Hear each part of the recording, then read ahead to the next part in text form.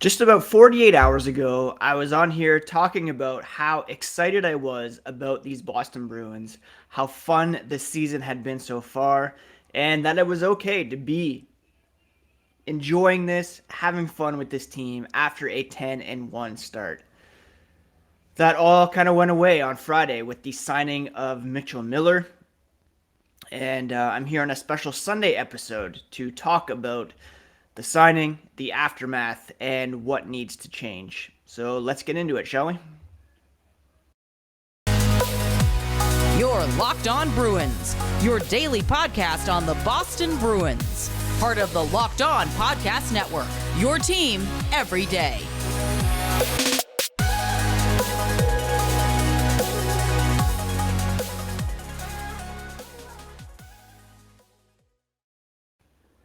What is up, Bruins fans, and welcome back to the Locked On Boston Bruins podcast. I'm your host, Ian McLaren, and this is a daily show where we discuss all things Spoked B. Today is Sunday, November 6th, and I want to thank you so much for making Locked On Bruins part of your day every day. The podcast free and available wherever you get your shows, including YouTube. So please do smash that subscribe button so that you never miss a thing. If you want to follow along on Twitter and Instagram, you can find the podcast at Locked NHL Bruins. And you can find me, my dad jokes, and hockey tweets at Ian C. McLaren. Now, normally I don't record on Sundays. And I would love to have jumped on here to talk about a win on Saturday night over the Toronto Maple Leafs. That did not occur. Probably talk about that on tomorrow's podcast. After having some time to digest the news that the Bruins had signed defenseman Mitchell Miller to an entry-level contract on Friday, I thought it was important to jump on and discuss this move and the aftermath. So let's begin on Friday. I was at the mall, flipping through my phone, saw that the Bruins had signed Mitchell Miller to an entry-level contract and that he would report to the Providence Bruins.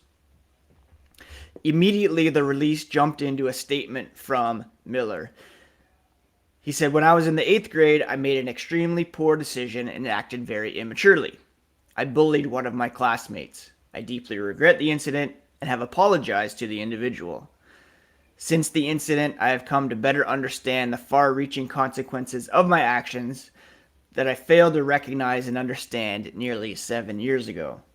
I strive to be a better person and positively contribute to society."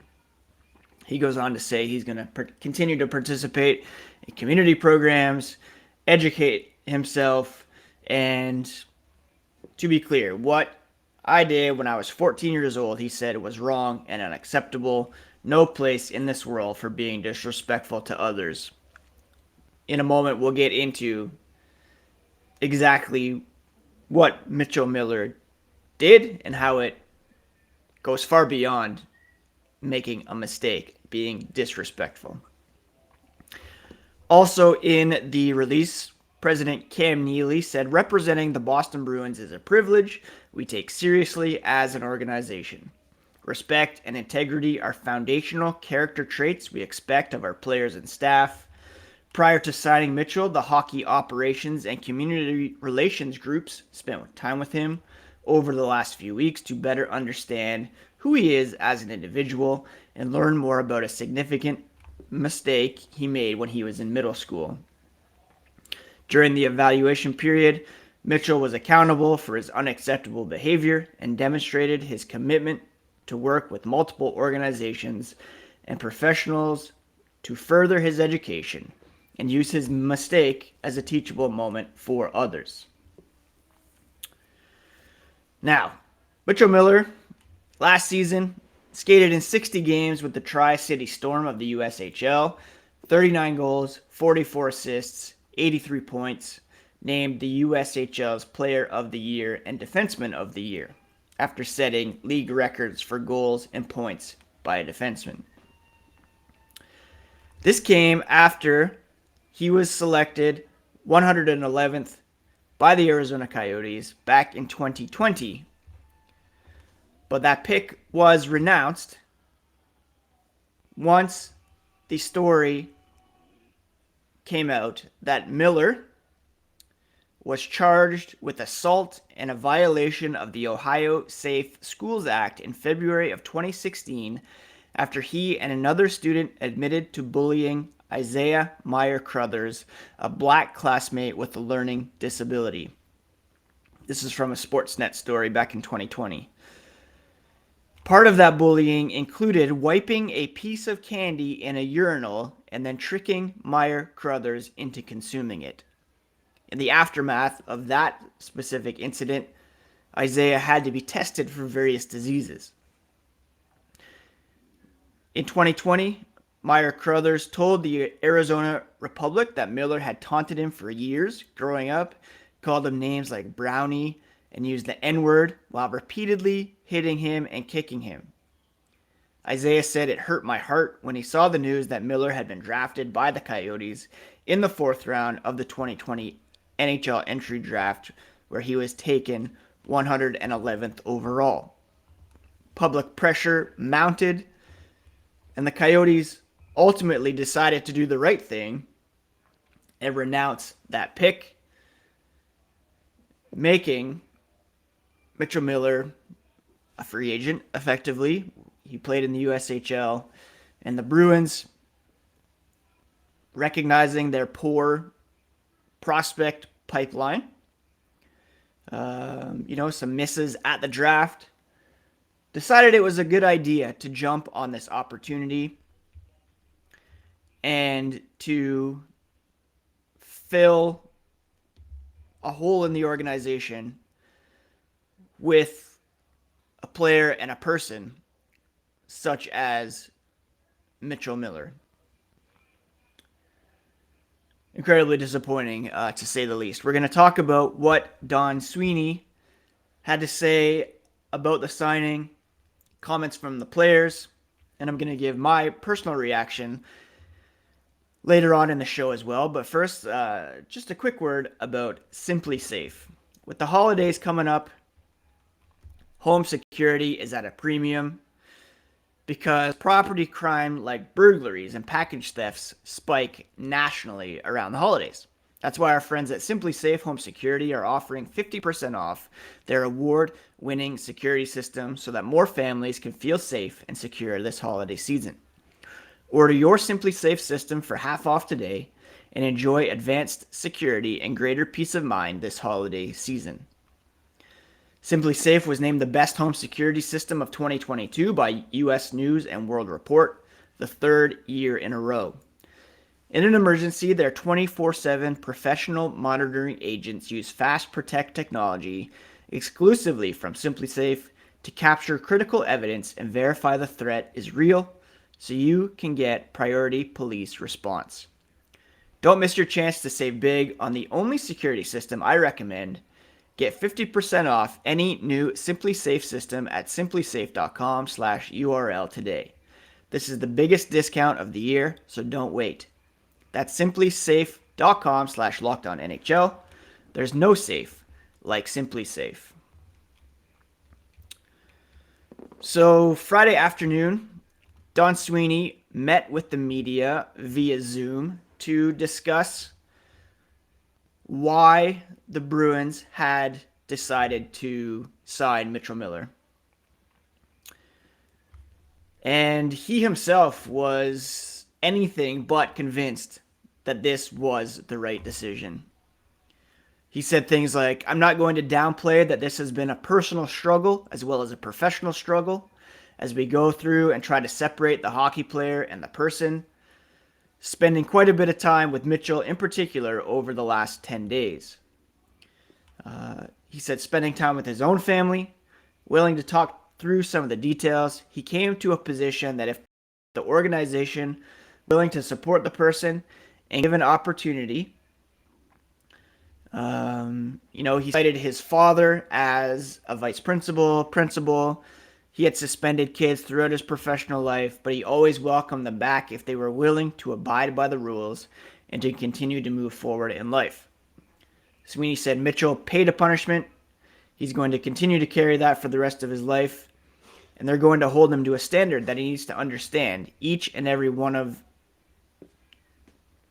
them in the Bruins organization needs to look in the mirror every day and respect others. Having said that, he also said, I can't categorically tell you this is the absolutely right decision. It's an opportunity they're providing for a young man who's going to work to continue to earn trust and respect. Each and every one of us do every day. His own personal judgment on this wasn't the final say.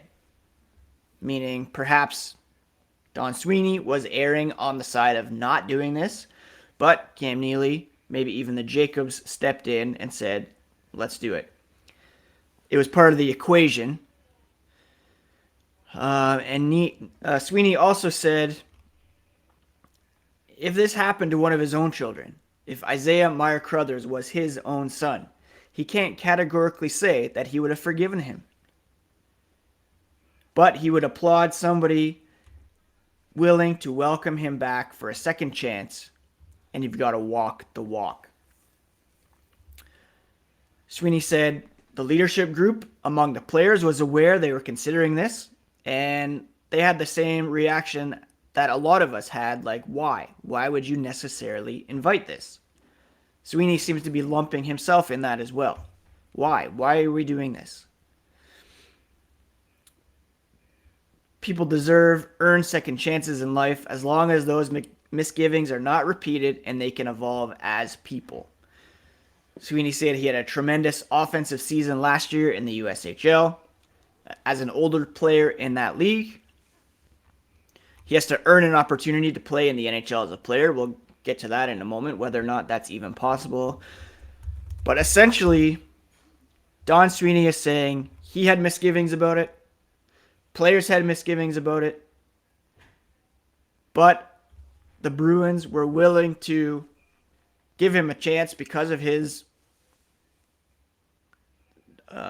playing ability and going on the assumption that Miller is indeed a changed person and continues on the road to bettering himself. Now, whether or not that's the case is very much up for debate. If you look at statements from Joni Meyer-Crothers, I should say, who is Isaiah's mother. She said, as far as I'm concerned, speaking to NBC 10 Boston on Friday, Mitchell is a monster. He told our son that his black mom and dad didn't love him. That's why he had white parents. On a daily basis, he called Isaiah the N-word. He would ask Isaiah to sit with him on the bus, and as soon as Isaiah would sit with him and his friends would punch Isaiah in the head nonstop. He was an easy target for Mitchell. The Bruins, Don Sweeney said that Mitchell had reached out and apologized, tried to make things right. According to Isaiah's mother, he did so via Snapchat. He apologized and said it has nothing to do with hockey. Just so happens that it came a few days before this announcement. Again, she said this was years and years of abuse, not a single incident, not a mistake. The Bruins can say he made a mistake, but they need to get their whole story straight rather than minimizing what happened, she said. And even according to NHL Commissioner Gary Bettman, who called what Miller did reprehensible and unacceptable, Miller won't even be eligible to come into the NHL anytime soon. He said the Bruins did not consult the league, although he has since spoken with team president Cam Neely. Bettman said he's not coming into the NHL. He's not eligible at this point to come into the NHL. I can't tell you that he'll ever be eligible to come into the NHL. If in fact at some point they think they want him to play in the NHL, and I'm not sure they're anywhere close to that point, Bettman continued, we're going to have to clear him and his eligibility and it'll be based on all the information that we get firsthand at the time. He added, nobody should think at this point he is or may ever be NHL eligible, and the Bruins understand that now. As far as the AHL goes, Jeff Merrick on Hockey Night in Canada on Saturday night quoted AHL president Scott Housen, who said, I need to meet with Mitchell to find out information from him firsthand. I only know what has been said through the media or anecdotally. This will begin the process of me finding out what he's learned, what he's been doing to improve as a person. They'll decide next steps after I meet with him. Typically, if a player is deemed ineligible at the NHL level, then the AHL will further respect that. So here's where we are so far. Don Sweeney, by his own admission, had some questions about the signing. Gary Bettman says he's not even eligible to play at the NHL, and there's questions about his AHL eligibility. And then, to top it all off, this announcement was made on Friday as the Bruins were preparing to play a game in Toronto against the Maple Leafs on Hockey Night in Canada. They're 10-1. Everything's rolling. And Patrice Bergeron sits down with Elliot Friedman at a hotel room to say that he didn't agree with the decision. And then a bunch of players with multiple cameras and microphones in their faces having to answer for this decision. Patrice Bergeron, standing in front of his locker room, said he was asked by Don Sweeney about a week ago for his opinion, and he said he had concerns, and he was not necessarily agreeing with it. To be honest with you, he said, I think the culture that we built here, it goes against this type of behavior. We're a team that's built something about character and character people and individuals. What he did is unacceptable. We don't stand by that. I know for myself, and in the locker room, we're all about inclusion, diversity, and respect. Those are key words and key values we have. We expect guys to wear this jersey to be high character people with integrity and respect. That's how they should be acting. My understanding, Bergeron continued, is that Miller's going to put in the work in development programs and community programs. It's up to him to do that. He said if it's the same 14-year-old that will be walking into this locker room, he wouldn't be accepted and wanted and welcomed in this locker room, to be honest with you. It doesn't get any stronger than that. If he's the same kid, if he hasn't taken steps to better himself, if indeed this abuse was repeated, ongoing, he's not going to be welcomed in there by the players. The culture is not going to change. The changes are from the individual himself.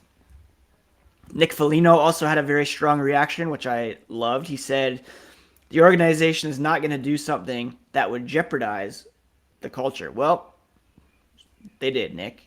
It's not something that anyone in this room stands for. The culture that we built and these guys have built before Nick got there is one of inclusion, and it goes against that. I understand he was 14, Foligno said, when he made this mistake, but it's hard for us to swallow because we take a lot of pride in here, the way we act, the way we carry ourselves, what it is to be a Bruin. That was a tough thing to hear from our group. I'm not going to lie to you, he said. I don't think any guy was too happy. Any guy was too happy because of how proud we are to say this is a group that cares a lot about ourselves, carries ourselves, and how they treat people. It was, for a lot of guys, especially the guys who have been here for a while, a tough pill to swallow. They have a lot of concerns, and this kid will have to answer for those and prove to everybody if he wants to get in this room that he's a changed man. He added, we hope that he works towards that, but right now the room is more worried about the group in here and what we're doing. It's a special thing they've got going on there, and they're not going to let something like that ever come into the room. On tomorrow's podcast, I'm going to talk about whether or not all of this affected Boston's performance on the ice last night, break down the game, and in a moment here, I'm going to give my personal take on all of this. But I want to thank you again for making Locked On Bruins part of your day every day. The podcast is free and available wherever you get podcasts. Please do subscribe on your favorite podcast app and on YouTube so that you never miss a thing. So again, to recap, Don Sweeney doesn't seem fully on board with this. He declined to appear on Hockey Night in Canada last night, Ron McLean said at first intermission. He has some misgivings about it. He was put out there on Friday to answer for it, and I think we need to hear from Cam Neely, if not Charlie Jacobs, on this one as well, because it certainly seems as though their fingerprints were all over this. It really seems as though they just saw an opportunity to add hockey talent to the organization, irrespective of his past and if he's actually made restitution with his victim. The players are certainly not on board. Nick Foligno said nobody's happy with this. I can't remember any players being this vocal about a signing at any point. I just don't recall it at all. The spotlight was on them being in Toronto, playing a Hockey Night in Canada, and just incredibly dumb not only to sign this player, but to announce it when the team's 10-1 and preparing for a game in Toronto against the Maple Leafs. As far as Isaiah Meyer-Crothers and his family is concerned, the response from Mitchell has been incredibly weak, and attempts at restitution have been minimal at best. If you're reaching out on Snapchat, I don't know what to say to that. I know a lot of fans have rightfully been pissed off about this, myself included. Again, on Friday, I talked about how it was okay to be excited about this team, even in November. Special group on the ice, in the locker room, and rooting so hard for Bergeron, Krejci, all these guys to make good on this incredible start without Charlie McAvoy in the lineup. Can we separate the players on the ice from decisions made by management, ownership, team president? I think that's possible. I'm still rooting for Patrice Bergeron, Nick Foligno, these guys who came out especially and spoke out against. I think they could have spoken out a bit stronger, to be honest. Calling it a mistake, whatever, is not strong enough. But, I still cheered when Brad Marchand scored a penalty shot goal on Saturday to earn his 800th career point. And I'm still cheering for the players on the ice, but I'm very angry with management. And a lot of people emailing the team, they were so overwhelmed with emails that they had to put on an auto reply response. And I crafted my own response that I want to read here on the podcast. To whom it may concern, my name is Ian McLaren. I'm a lifelong Boston Bruins fan living in Ontario, Canada. A passion for the Spoked Bee was passed down to me from my grandmother and my father, who would gather together on Saturday evenings to watch Bobby Orr play on Hockey Night in Canada. This team has been a constant presence in my life since the Cam Neely and Ray Bourque days. Those two are my hockey heroes, and this team has been my first sports love for the past 35 years or so. It's become a source of pride for me to root for a team that supposedly had been built on something different. From the recent retirement of Willie O'Ree's number to Zdeno Chara instituting his policies on how first-year players are treated, to Chara and Bergeron speaking out in the aftermath of George Floyd's murder, these were all steps in the right direction. And it gave us hope that hockey might actually be for everyone, and that our team was at the forefront of this. That all went up in smoke on Friday, though. At around age 14, I was bullied for being small, wearing dorky glasses, not wearing cool clothes or shoes. And I still think about that guy who bullied me with deep resentment. What Mitchell Miller did to Isaiah Meyer-Crothers is so far beyond that. A hate crime is defined as a prejudiced, motivated crime that occurs when a perpetrator targets a victim because of their membership or even perceived membership of a certain social group or racial demographic. This is what Miller is guilty of, and repeatedly. It wasn't a one-time mistake. It wasn't an incident.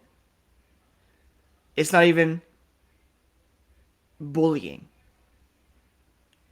He committed hate crimes against Isaiah. By Sweeney's own admission, Bruins players were consulted and they asked, why do this? That right there should have been enough to quash this decision. Don Sweeney even said, I can't categorically tell you this was the right decision. He also added he's not sure he'd be able to forgive Miller if this happened to his own kid. This signing was such an obvious pass and flies in the face of whatever the Bruins are trying to sell about their culture. You can't come out and talk about this anymore. Cam Neely, Don Sweeney can't prop up the Bruins culture anymore as something to be admired. Isaiah and his family deserve better than this. They weren't even afforded a phone call by the Bruins to get their perspective. Hockey is so far from being for everyone, and I hate that my favorite team widened that gap on Friday. I host the Daily Bruins podcast, and again, just on Friday, I talked about how I can't remember having more fun being a Bruins fan.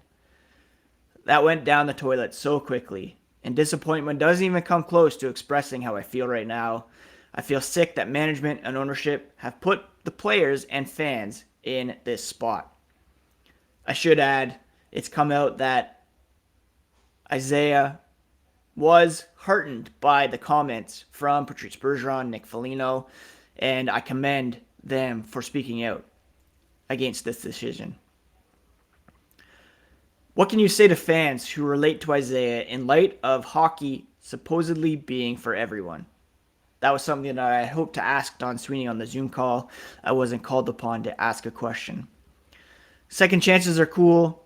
Nobody's perfect, but this was a case of racism and ableism, full stop. Nobody is interested in a Mitchell Miller redemption arc in black and gold. He's not the victim here, and by giving him the second chance, you're alienating a large part of the fan base that was duped into believing that the Bruins' culture was different. However many points Miller may record for this organization, it will never be worth it. That's all I have to say on this for today, my friends. I hope that I was able to capture the whole picture here. On tomorrow's podcast, I'll talk about the Maple Leafs game, the loss, 7-game win streak snapped, whether or not Bruins players were distracted by all of this.